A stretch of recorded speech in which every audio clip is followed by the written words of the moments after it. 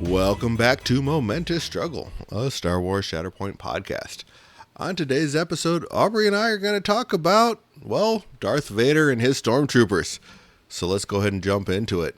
As always, I'm joined by Aubrey. Aubrey, to be fair, we're recording this right after we recorded our last episode, so nothing new has happened in your life, and that's okay. Hey, it's all right. Let's see, listeners. You get to hear my delightful voice with which I regale the children at story time at the library. Dun dun dun dun dun dun dun dun dun. That's good music. Da da da da da da da da da. What are we talking about, everybody? It's Vader. But yeah, so this will be releasing when I am driving back from LVO. So because that's the reason why we're recording now, and through the power of the internet, I can record this and then post it later. But yeah, no, I'm gonna be exactly. I'll be driving back from LVO as this comes out, and we wanted to make sure that we were at least putting something out to talk about. Well, you guys can listen to us because. Yeah, LVO is going to be fun. Hopefully, if you're an MCP fan and a Shatterpoint fan, you might have seen me on the LVO podcast or the streams. So we'll see. But yeah, no, I'm excited to talk about Vader, the actual Vader that is affordable for everyone else, because not everyone was able to play Big Vader. You know, the big poofy Vader, as I like to call him, because people hate that big poofy cape that he's wearing. Hey, we were talking about this in the Discord earlier today. I think we need to just double down. Like I was saying, you need to get like a little motorized fan, put it underneath the cape so it turns around, get like actual cloth cape billowing up. You can make it like 3 times as big as the actual cape and just have it flutter on the field, and then your opponent will be enraged and they'll mess up their activation and not shove an opponent. Maybe they'll attack with 2 Magna Guards instead of just maneuvering them onto a point. Oh, sorry, Samson. It's okay. So here's the thing.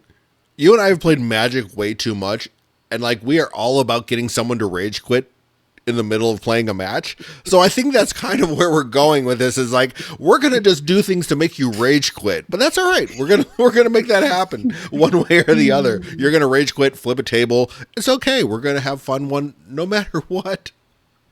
Hey, if that happens, I'm going to have fun. I mean, it's a little worse to rage quit in a Shatterpoint game and flip the table than it is in a game of Magic. I can pick up my cards. Oh, those poor lightsabers, Todd. I don't know. I don't know if they're gonna make it. So wait.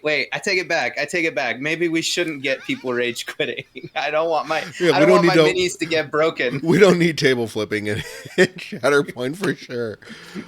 But no, I'm super excited for this. Bad news, and this is something that I was kind of like teasing towards our last episode.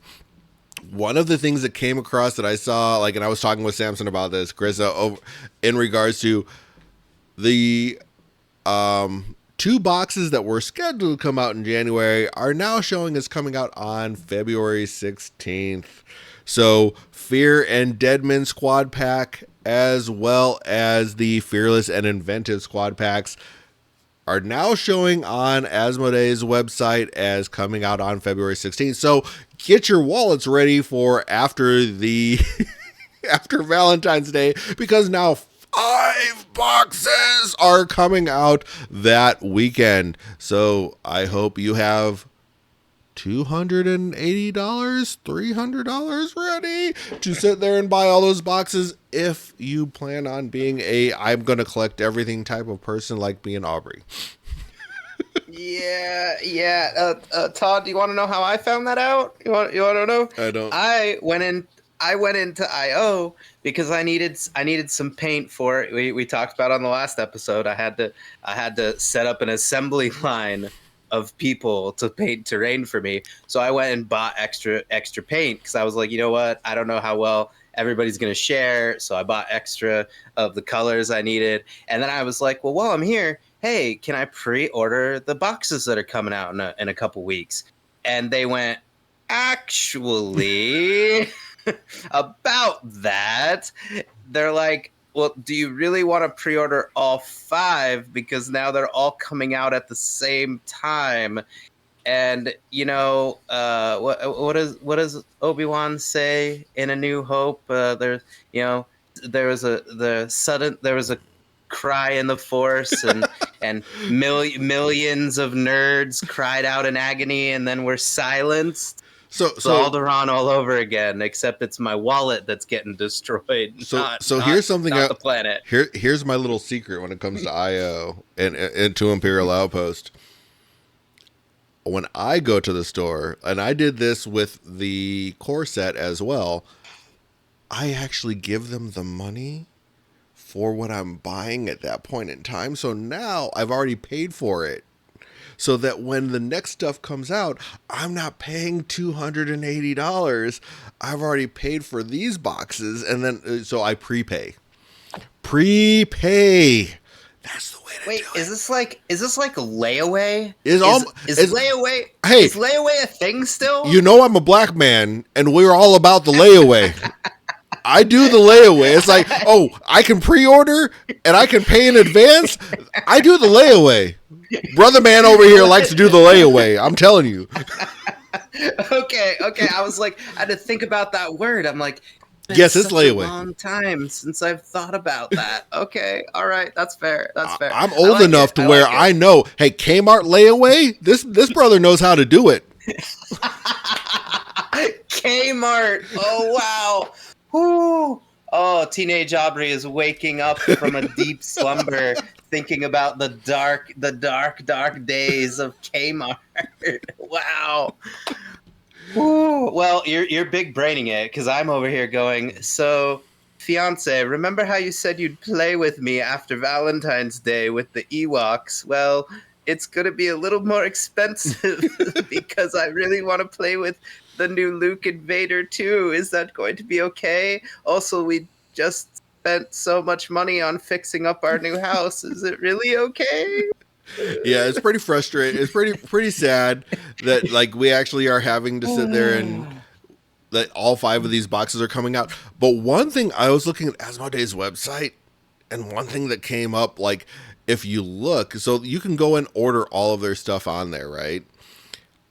But something that shows up, the very last entry, is the Star Wars Shatterpoint Clone Force 99 Squad Pack. With a release date of June 7th of 2024. There's no pictures whatsoever on this box or on their website. Which, okay, but we have a tentative date for Clone Force 99 of June of this year. Get the hype ready. I'm so excited. So yeah, Hey, don't forget.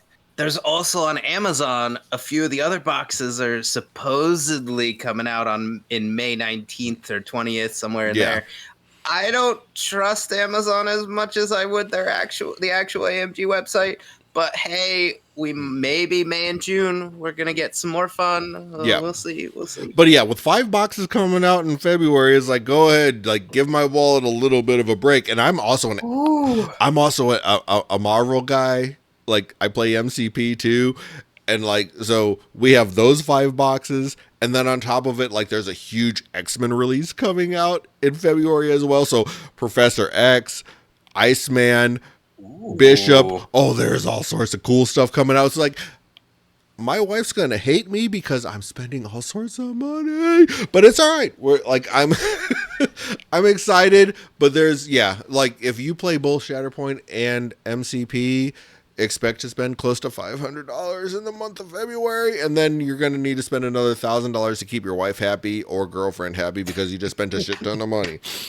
Just saying. Right.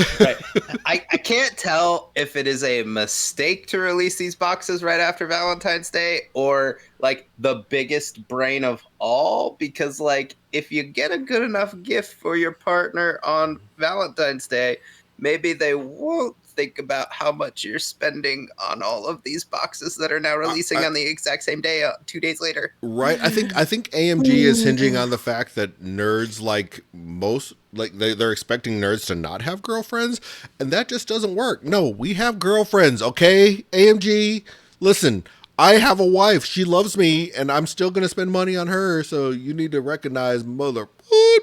But yeah, Yeah, no, excuse me. Right now on the website formerly known as Twitter, there is a huge discourse happening about like Star Wars isn't for women. Girls don't like Star Wars. And all of these nerdy women are coming out of the woodwork to be like, oh, really? Because I was there in 1977 making my cosplay based on what I could remember from right, the movie theater because we didn't have the internet in 77. And I was doing it before you even had your YouTube channel, Mr. Dude who thinks Star Wars isn't for women. right. So, Not to so sit come there on, and AMG. not to Come show my on. age, but my mom went and saw New Hope while she was pregnant with me in the theater. So technically, I saw New Hope in the theater when it Nice. released, even though I was in the womb. But that's all right. I'm claiming that. I'm claiming it. Hey, that's all right. That's all right. I was supposedly at a Journey concert, so I guess y'all can do the math. Like there's the difference here. I didn't make it to Star Wars. Star Wars had already happened, but I made it to a Journey concert. But I think There you I go. think you win. I think you win. Getting to be in A New Hope, Yep. nice, I was there. very cool, very cool. But yeah, so we're gonna talk about the Vader from Return of no, is it Return of the Jedi? Yeah, it is Return of the Jedi Vader and his stormtroopers. That's what we're talking about this week. And I'm excited. Like, one, I'm excited because we're actually getting a Vader for everybody. Because like, there's some people that just didn't go and buy Vader because he's locked behind a $90 price point for the current Vader.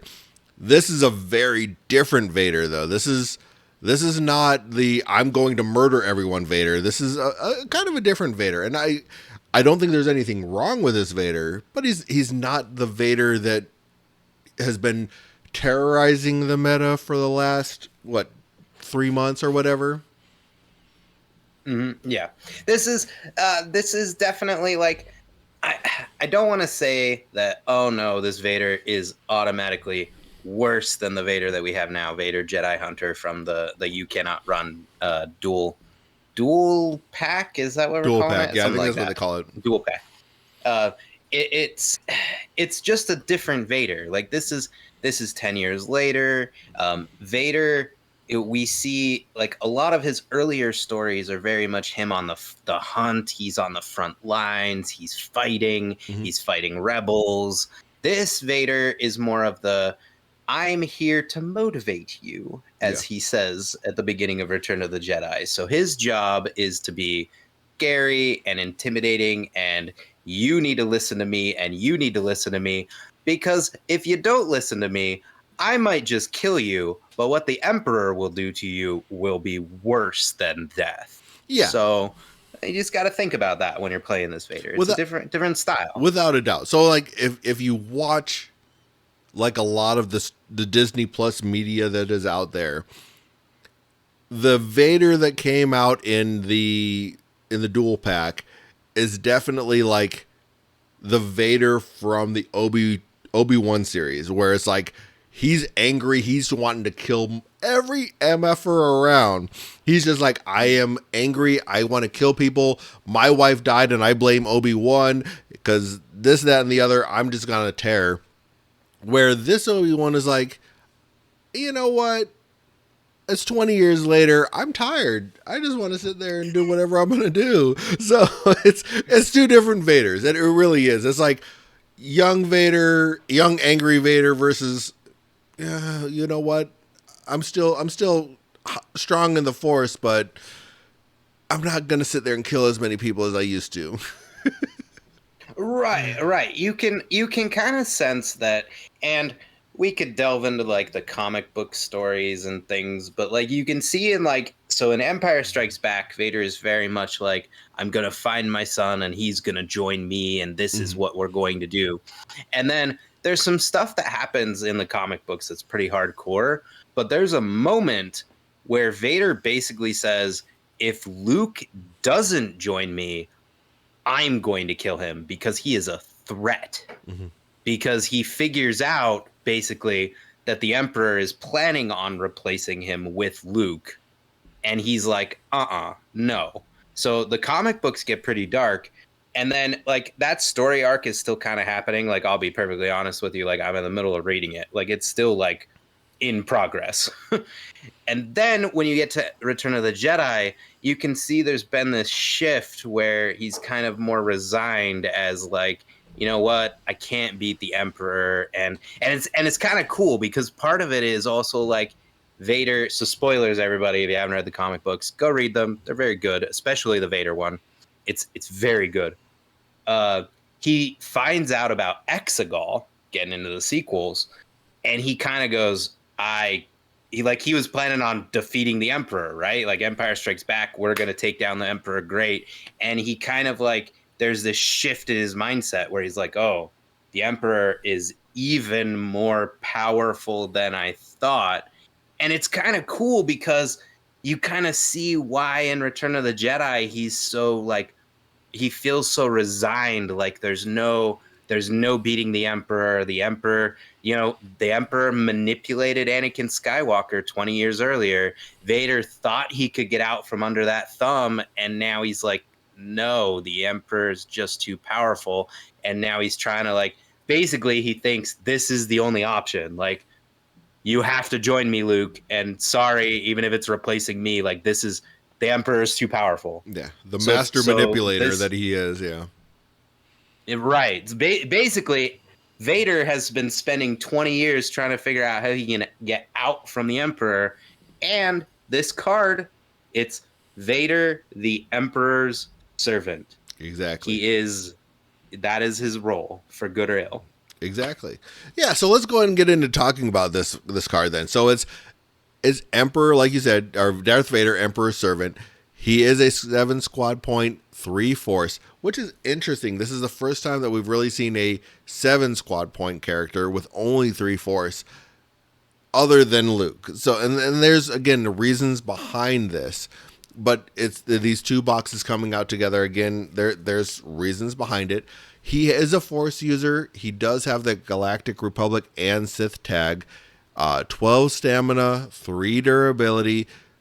He is a primary unit, a really fun unit, and he does have a couple of interesting abilities. So his first ability, you don't know the power of the dark side. At the start of the unit's activation, it can remove 2 damage or 1 condition and then refresh a force.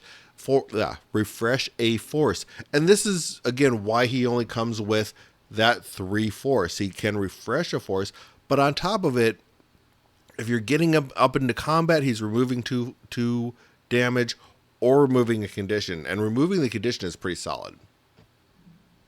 Oh, yeah. Yeah. This is, again, I'm going to keep bringing up my nitpicky thing where I wish these were just heals, but whatever. I understand this is different design space, whatever. I just think they're very similar. Moving on. No. But ignoring that part, the being able to refresh a force, remember, like you've said this in one of our earlier episodes, if you Shatterpoint this character and activate this character, you essentially, you have effectively 5 force. So this is better than if it was just 7.4 force, because at minimum you're gonna have 4 force. You also have the same wiggle room we were talking about. Like if you rip, a lot of times you rip your primary first turn and you're like, I don't really want to just use my primary to go up and take an objective. You reserve them. Well, this reserving is basically free, because later on you're gonna get you get to pick when Vader's gonna go, and he's gonna get you that force back. So I'm like, the more we talk about these 2 primaries, this feels like it's gonna be stronger than our other 7 pointers, which is kind of, at least in this context, in terms of force economy. Yeah. Like, yes, Jedi Hunter is pretty rough, but this feels very good. Yeah, like you said, like we were even talking about from the start, it's two very different Vaders, but what this Vader is doing is very good compared to the other Vader as well. They both have very different paths of how you're going to play them, but this path is pretty cool too. I mean, it's really fun. It's like it's not just I'm going to beat face. This is a very different Vader where he's a more thinking person's Vader, I guess, for the lack of a better way of putting it, where it's like, I'm not just going to run forward, slash you with a lightsaber. No, you're going to do a little bit more. You're going to think a little bit more. He's the old man Vader who thinks a little bit more. Yes, yes. This is very much, the story of Star Wars is very much family, good and bad, Mm-hmm. and this is the Vader who is thinking more about his legacy. What is the future of the Empire going to be? That's actually another, to go back to the comic books again. Read the comic books. The Vader one especially is so good. There's this interesting detail where they distinguish between what Vader is doing and what the Emperor is doing, and that the Emperor just wants to manipulate and control for the sake of control, whereas Vader is very much more interested in order. Like, there's still those glimmers of Anakin in that he believes that the strong hand of the Empire is going to bring, freedom, justice, security to my new empire. He Mm-hmm. still believes in that idea that, like, an iron fist is going to lead to safety for everyone. Yeah, whether or not that's true or not is a different story. But the point is that that's what this Vader feels like. This Vader feels like the more of the, I am interested in building, not just destroying. Without a doubt. Yeah. No, I totally agree with you.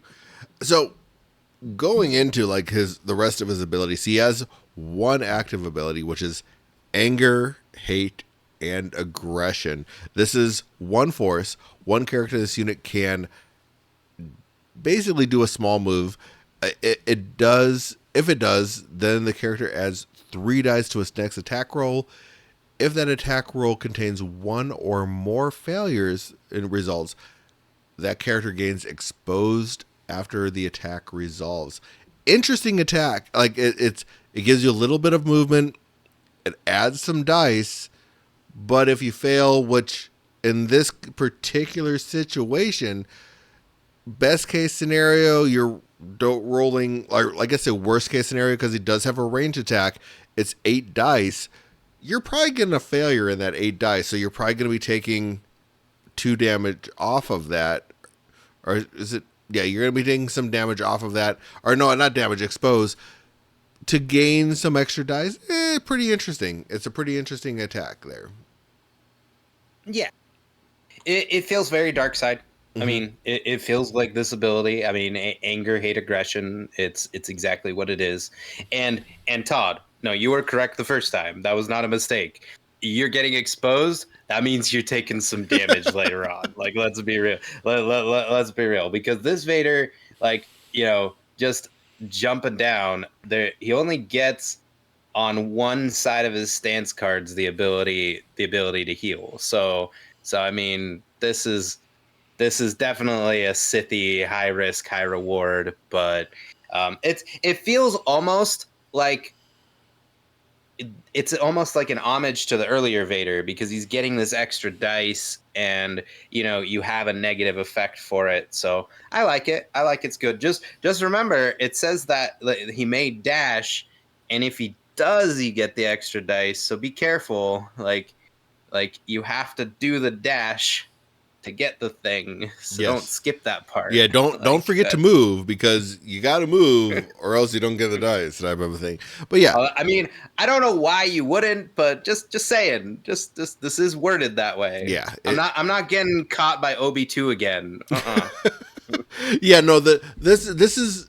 I don't know. We don't see this wordings in particular very often, where it says if it does, then like that's not very common that we've seen in Shatterpoint. So no, it's very good to point that out, that you actually do need to move. in order for the rest of this to resolve. So, which is really cool. Mm-hmm. So, Yep. looking at the rest of his abilities, he has one reactive ability, and that's you are unwise to lower your defenses. And this is also a force. When a character in this unit is targeted by a melee attack, this unit may use this ability after the attack is resolved. If the attack roll contains one or more failures, the attacking character suffers 3 damage. Pretty cool, but again, you have to sit there and use the force before the attack even happens. So a little bit of a gamble again. Yeah, this is one of those where I feel like you're not going to use it all the time, but when like Maul is coming to tee up on you, or maybe Obi-Wan's hello there, like you're gonna want to hold this for when you're pretty sure. Like if your opponent is rolling like 8 or more dice, then yeah, the odds are probably high that there's gonna be a failure in there. Well, you're hoping there's a failure in there, Right? but I wouldn't like if a support or I don't know Barris like you're not just gonna fire this off if like some wimpy character is coming at Vader. No, this is definitely Vader going. No, we're going toe to toe with Luke in Return of the Jedi, and I'm gonna make you suffer for trying to harm me. Yeah, no, I totally agree. To be fair, I did play a game with Chris earlier today. Granted, we're going back in time because we're recording this at the same time. But we played a game. Anakin was getting attacked by Dooku, and he had deflect online, and it was Dooku was using his range attack to sit there and do his Force Lightning. And it was like, oh, well, if you get a failure, I'm going to sit there and do some damage to you because of deflect. And, it's Dooku, so he's rolling 7 dice anyway. And there wasn't a single failure in that roll. So, yeah, sometimes, okay. Yeah, exactly. Sometimes this is going to happen where this isn't going to exist. So, yes, you can sit there and spend the force. You might waste a force on something like this. But it doesn't happen very often. But I will attest after my game today, yes, it does happen from time to time. Dang. Yeah. Okay. All right. So Vader, who is Anakin, does have two innate abilities, one being his normal innate ability and then one being his identity. The first being perhaps I can find new ways to motivate them. And that is when a character in this unit wounds an enemy unit, which I'm going to point out right now is pretty cool because it doesn't specify being a primary, secondary, or support unit. It's just an enemy unit. After the effect is resolved, another allied Galactic Empire character can dash, which is awesome.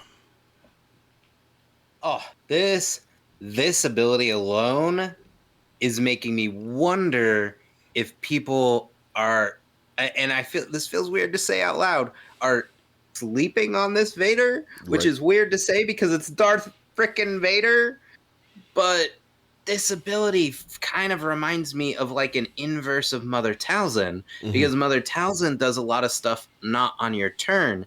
And if you manage to wound somebody with Vader and then you move another character in, I can easily see scenarios where you're suddenly flipping a point that maybe you shouldn't have flipped, or maybe a different point, not even the one Vader's on. Maybe there's a point over here where where one of your characters got shoved off or something, and the point got flipped, and now you're wounding a unit, so you're probably flipping a point after whatever that combat is happening, right. and then maybe flipping another point because you got to move another unit up. Like, oh, this feels, in the right situation, this feels like it's gonna feel backbreaking. Yeah, no, ultimately this is potentially a 3-point swing because Vader sits there and wounds somebody, you gain a momentum. You're gonna sit there and flip a point. There's your second point. Now you're moving a Galactic Empire unit, and it's global, so you don't sit there and care where the hell that person is. You go ahead and move that onto another point, flipping that point because, oh, that's an open point, or there was a defeated unit there beforehand. There's 3 points. You're flipping the 3 points simply off of this one innate ability that doesn't even cost a force. Fantastic. Yeah, yeah. I have a feeling this is gonna be like the first time you played against Mind Trick. Vader's gonna wound somebody, and you're gonna be like, "Oh, that's kind of bad," and then suddenly they're gonna move. Well, I'm thinking of the opponent because I'm still on the light side a little bit. All right, all right. Like then they're gonna move like a stormtrooper up, and you're gonna be like, "Oh, well, that's kind of bad," and then you're gonna start to do scoring, and you're gonna be like, "Oh, oh no, what's happening to me?" Yeah, no, this is fantastic. I think as this character gets released and people start playing with it, they're going to realize he's a very good Vader. Not the same Vader, but a very good Vader for sure. And this is where his entire kit's just amazing. And then again, like I said, he has one more ability, his identity, which is you cannot hide forever.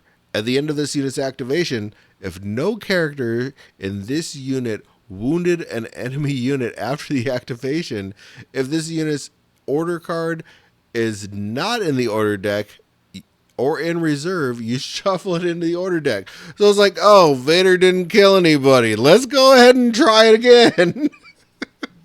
Yes, yes. This is the ability that everybody has been talking about because of course, obviously you can only get and I find it interesting. I get that identity abilities are supposed to be unique, but like I feel like we haven't and I haven't checked this. Everybody, I'm still in the thick of this whole getting my house ready to move in.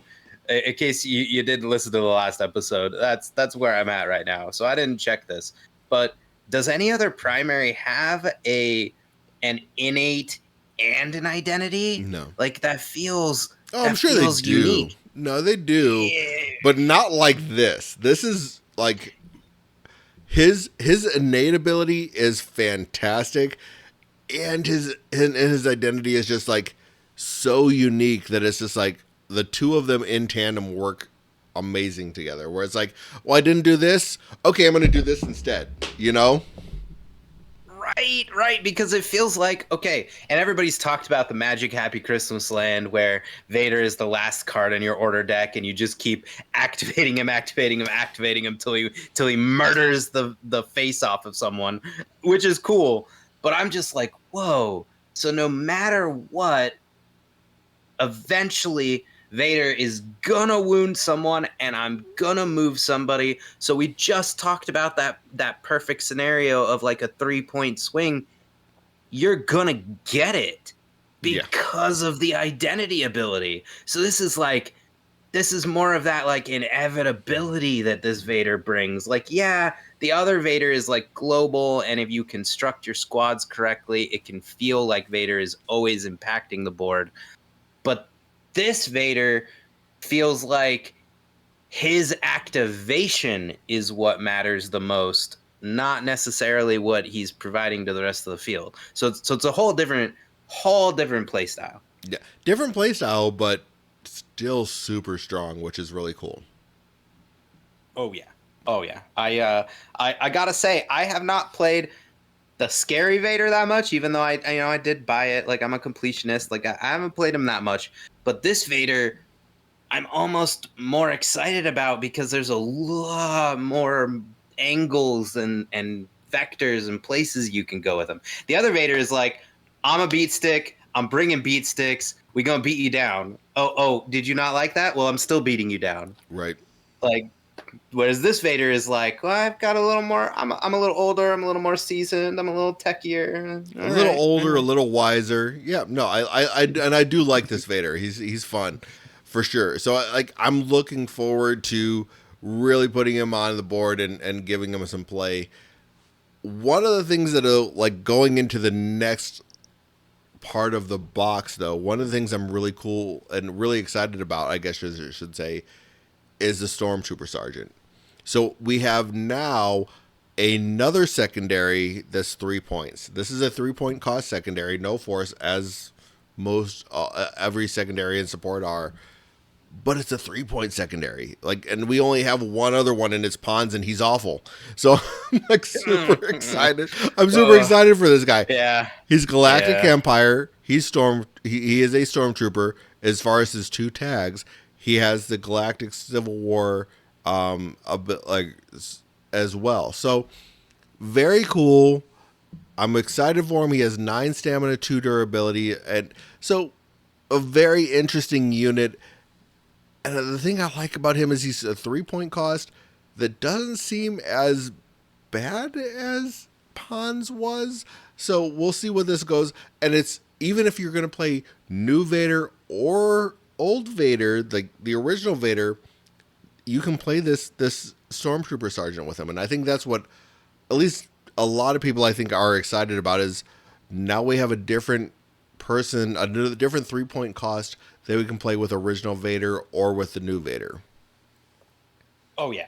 Oh yeah. This is what I've been waiting for. I'm hoping they keep doing this trend of, acceding forward, I guess, is as it were, because it really bugged me that you couldn't really play an Inquisitor supporting character with Vader Jedi Hunter. Mm-hmm. And even though I still think that was it Fourth Sister? Yes. Anyway, I still think whatever the other supporting one should have been 3 points. Okay, fine. If you're gonna make me run, oh no, Stormtrooper Sergeant, which is pretty solid, as we're gonna talk about, with to make that happen, deal. Like this is fine. Yeah, exactly. So he has a couple of different abilities. The first is his tactics ability. At the start of this unit's activation, you may choose an allied Galactic Empire supporting unit. Each character in that unit can make a full move, a full advance. If that character advances, then it suffers a damage.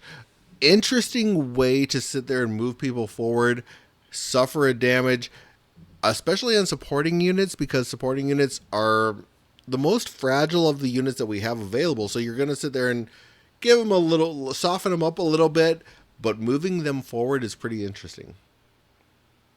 Yeah, yeah. This is the crazy thing to me. Okay, so with this, I mean, you got to squint at it, but this kind of reminded me of Kalani because, like, you're not moving as much as Kalani. All right, everybody, calm down. But the fact that a 3-point secondary is able to move 2 models up, and like you can take multiple points, you can do like there is a lot that you can do with that. Like if this is like at Rex level of like I want Stormtrooper Sergeant turn 1 like as much as possible. Yeah. Like please and thank you, let me move my supports up. Like especially since it's not even just like we're thinking about moving 2 models, but like Fifth Brother can go and plant himself on a point with a full advance. Like that's pretty well, maybe not quite, but still, you know what I mean? Like there's a lot of options with this ability, and oh no, you took 1 damage. I mean, sure that damage might come up later, but it's the Empire. We got cannon fodder. Just get some more stormtroopers. Yeah, it is nice because this is I think one of the first times that we've seen that Galactic Empire tag actually matter with like the Fifth Brother, with Fourth Sister, and when it comes to support units, because there's not a lot of support units out there right now that have that Galactic Empire tag other than the Inquisitor box and this particular box. So it's pretty interesting because Fifth Brother is probably the best supporting unit that is out there right now for Galactic Empire. So it's pretty interesting that I can give him a damage and throw Fifth Brother way up into the mix and just let him do what he needs to. So yeah, it's gonna be fun to sit there and see what we can do with him for sure. Oh yeah. Yeah. All right, so there is a couple more abilities. There is one active ability, which is Imperial Firepower. It is 1 force. Choose an enemy character within 4 of 2 or more Galactic Empire characters. The chosen character gains either pin or disarm. So 1 force to put a condition on a character seems pretty good. Yeah. We've talked about on previous episodes, pin is very strong. There's also different situations where if you get disarm on the on the right character at the right time. I mean, you're doing a little bit of forward proofing in that situation. So, I mean, I like options. Options are good. And this one requires a little bit of hoops to get through, but I like that one of the characters doesn't have to be the sergeant. Mm-hmm. Like, that's what's cool about it. Like, as long as it is, again, just two characters. So as long as you're within that, within that range four of, and again, the sergeant doesn't have to be range four, and he doesn't have to be range four of the other characters. It's just like, are your two stormtroopers or Vader and somebody else within range four? Cool. Let me just drop a pin on them. Now you're stuck there. Exactly. And like I said, like you were kind of alluding to, this says two or more allied galactic empire characters. The stormtrooper sergeant isn't allied to himself, so he can go ahead and he counts as one of those two. So if it's him and another galactic empire character, it does count. So he is, like I said, he is an allied to himself. You can definitely utilize him in that count, so which is nice. Yeah, yeah, absolutely. I think it's a great option. It feels like a minor effect, but I think this might matter more than we think. I think so. I think it's going to be a pretty good. Like I said, one force to put a condition seems pretty good. So you've heard about coordinated fire. How about coordinated offensive? So here is a reactive, or I'm sorry, yeah, it's a reactive ability when a character in this unit or another allied stormtrooper character makes an attack as part of a combat action before dice are rolled. So before dice are rolled, you're like, before you even shake them up in your hand and roll them, this unit may use this ability. Add one dice to the attack roll for each stormtrooper unit other than the attacking unit that is within range 5 and line of sight of the target. Interesting ability to sit there and add an additional dice, but it doesn't cost a force. Sure, sure. Todd, remind me, does Kalani dice require these many hoops? No, you don't have to jump through these many hoops when it comes to the separatists because separatists are awesome. Fine, fine. I like this ability. I think it's a good ability. It does make my head hurt a little bit. It Like, you does. really got to think about it. And it's cool because, I mean, I get it. It is add one die to the attack for each allied stormtrooper. So, like, you're really going to want to keep your stormtroopers near each other. So you're Mhm. going to want to think about that as you're moving them up the board, because this does feel like it can be good, but I'm probably gonna be asking my opponent, wait. How many dice? What's going on? Like, what is he doing to me? Like, okay, fine. Like, Yeah. all right. There's a little more to keep track of than I think we really want to, but that's all right. We'll make it work. So there's one last ability that the sergeant here has, and that is his innate ability of only Imperial stormtroopers are so precise. Which we know they're not that precise. They can't shoot for crap, but that's all right because they miss everything. But that's all right. Like, apparently they're precise, and characters in this unit have sharpshooter 1. So sharpshooter is always awesome. You focus, and you're basically, for a focus, you get 2 extra dice. Yeah. And hey, come on now. All right. So I'm gonna dig deep into the lore, and I don't even really remember the plot of the book. So here's the thing. All right. So there's a book where and forgive me, this is expanded universe. It's been years since I have I've read this book, so I don't remember all the details, but I'm pretty sure what it is like, so Mara Jade takes like some 501st troopers, and they're like hunting down some criminals or something, and they end up meeting up with like like not Luke, because I don't think Mara could meet Luke for continuity purposes. I don't remember the details, but the thing is there is a scene in there where like the rebels and the Empire are sort of working together to like, but not quite working together, and Mara Jade's involved, And there's this scene where the 501st troopers are like, "Oh, no, rebels, you've just fought the run of the mill stormtrooper. Those stormtroopers are the bad stormtroopers. You haven't faced up against the 501st." Which is hilarious when you think about Shatterpoint and where the 501st are right now in the game. It's okay.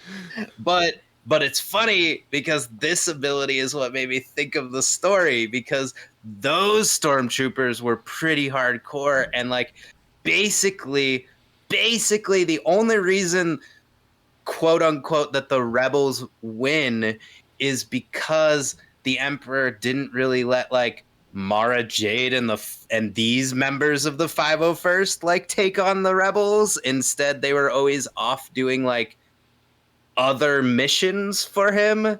And so like, okay, fine, this can like stretch your level of disbelief or credulity. Like, come on, the Emperor had like this crack squad of stormtroopers and didn't use them to fight the rebels. Okay. And now we've seen like in new canon, there's like the Inferno squad, and like we see some Imperials that are like more, you know, better equipped than say your average stormtrooper. But all I'm saying is okay, all right, I got to give the dark side a little credit. Some stormtroopers were good. Just apparently the emperor didn't think to put them on the Death Star. Like Well, why? let's. Like, come on. So the 501st under the Empire became Vader's fist, basically. So that was Vader's private people. Like, let's, for all of the, the Gen Xers, or not Gen Xers, I take that back. For all the millennials, this is Kylo's people. He has Kylo's elite force. 501st under Vader was Vader's fist. So like, that's what we're looking at here. Is like, this was the elite force that Vader had trained, doing their thing and shooting up like crazy, because these were the people under Vader that were actually good, not the crappy ones that we see on TV. All I'm saying is that, we get that Obi-Wan liked to drink a little bit. There's multiple instances where we see him, and so everybody thought, Obi-Wan was maybe he was partaking of the high ground in a different way when he made this comment about the Imperial stormtroopers. But no, there are scary stormtroopers, and you know what? The one coming with Vader, his sergeant here, is probably one of the scary stormtroopers. This ain't your mama's stormtrooper. This is Vader's personal sergeant. Yeah, this probably. is Vader's fist. Probably. This is the 501st that we were hoping to get with Vader's fist type of stormtroopers. So, no, I get it. Yeah. I get it. So, looking at the support units that come with this, so we have the stormtroopers, the regular stormtroopers are 4-point cost, 0 force, support units, 9 stamina, 2 durability. I like the 9 stamina. They do have the Galactic Republic Stormtrooper and Trooper tags, and of course the Galactic Civil War tags, or the Galactic Civil War era. They only have a couple of different abilities. They have this Assault Tactics ability for 1 force. Each unit in this ability can dash, and this is an active ability. They can dash, and then they suffer a damage for an immediately perform a focus action. Pretty interesting that for a force they dash, suffer a damage, and do a focus. I like that. The options of it, because if you just need a dash, cool. You can spend a force, just get a dash. But we're used to with like defensive maneuver and things, usually there's like or at least hopefully there's like a secondary effect in things. We see that pretty common when there's only a dash for a force. And so, but what I like about this is you don't have to do the focus action and the damage. Like if you just need a dash, and sometimes that's what we end up doing. There have been plenty of times where like I've moved the Mandos and I'm like, well, they get a focus action, but I don't really care about that because I'm just moving them into position. Well, at least the stormtroopers get the option to be like, hey, I don't want to take a damage. I don't need to attack this turn. I'm just moving them. Like, hey, let me move them. They're getting where they need to be. Yeah, I like the May ability here is very important. So I do enjoy that quite a bit. I'm happy that You don't have to. I mean, and with 9 stamina, I mean, like taking a damage with 9 stamina, it's like, oh, well, that's not that bad anyway. But you don't even have to, which is really cool. Yes, yes, absolutely. And they do have one active ability. That's the For the Empire. You choose an enemy character, engage with one or more characters in this unit, and then one of the allied characters that is engaged with it, you push the chosen character away to, and then you choose an allied character that gains exposed. So there's a lot going on here to where it's like push, and get like you have to have multiple people engaged. You push it away too. You gain a expose. A lot going on, but ultimately you can basically put an expose on a character that's within a range too, which is nice.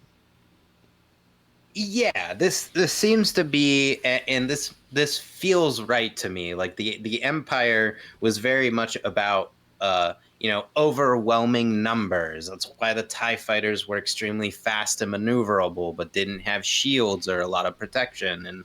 And same with the stormtroopers. We know the armor doesn't protect them as well as you would think it would Mm-hmm. protect them, but the idea is that you are overwhelming your opponent with numbers, and then that's what's pushing them away.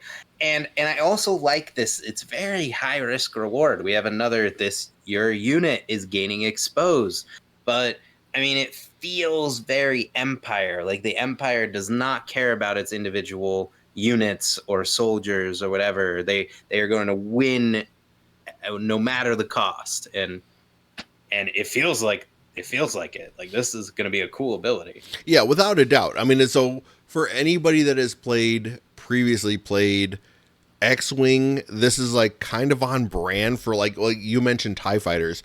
This is very on brand for the TIE fighters when it comes to shields down, just running in and starting to shoot. Like, and I know that you didn't play a lot of X-wing, and not very familiar with it, but when it comes to like X-wing and those particular games, it's a starfighter type of a game where especially in phase 1 of that game before they transitioned to the new one, which I haven't played much, the X-wings and the rebels all had shields on their ships where you didn't have shields on your Empire ships, but they came in and they hit hard.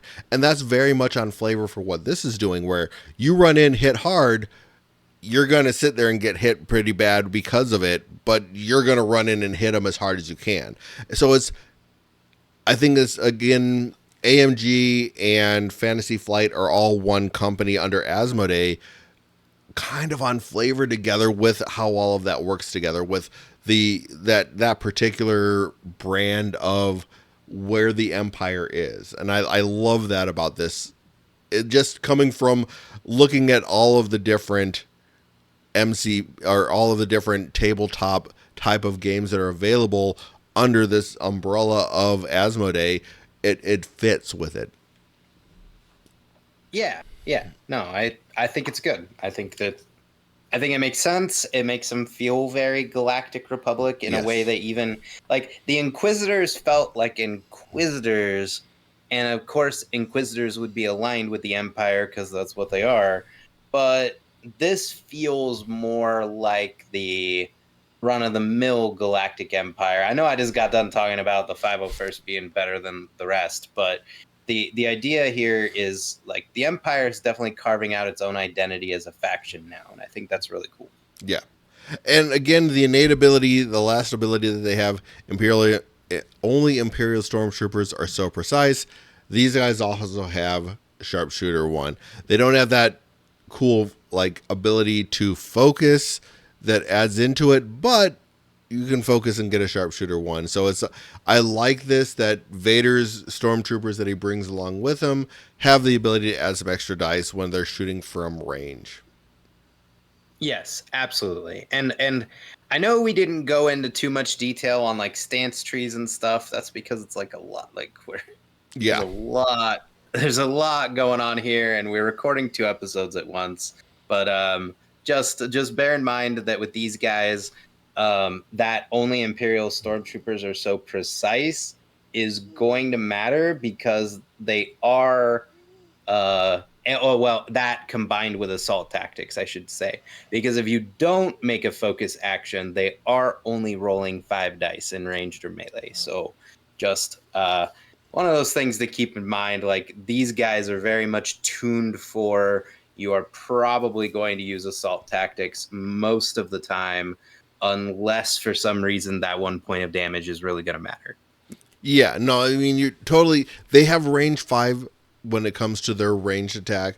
You're definitely going to want to kind of use these at range. They are a gun line type of a unit, so you're going to want to keep them back and shoot with them for the most part. So no, I definitely agree with you on that part. Yeah, yeah. But I think it's cool. I like it. I mean, I've never been a big, like, again, I know I'm the light side guy. I'm not big about the dark side or whatever, but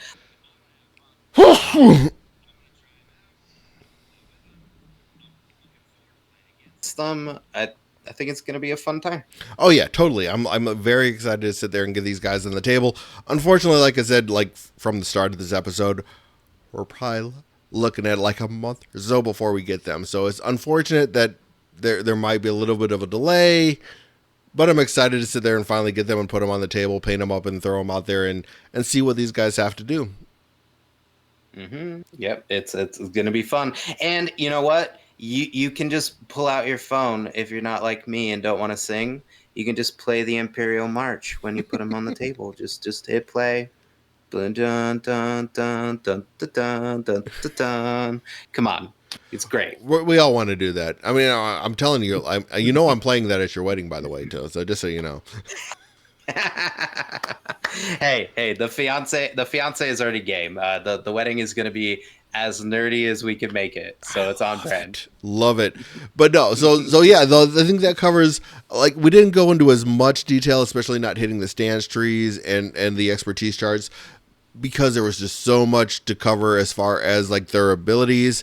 Definitely, I will link all of the information below as far as like their stance cards and everything like that. If you're watching on Facebook, I utilize Shatterpoint database to sit there and show off all of the cards and everything like that. So definitely a good resource to sit there and look at all of the cards. Other than that, I do always, as always, want to say thank you for paying attention, listening to us, and dealing with me and Aubrey just talking about the nonsense that we like to talk about. I do appreciate you guys listening. Hey, somebody else must like it, right? Yeah, somebody has to. I mean, at least we have one person listening to us. But no, I do want to thank each and every one of you for listening. If you do want to support the channel, as always, go ahead and rate, review the podcast. If you're watching on YouTube, go ahead and like, subscribe, and hit the bell so you can sit there and see any future content that we are going to ahead and post. But as always, I do want to say thank you for listening, and may the Force be with you. May the Force be with you.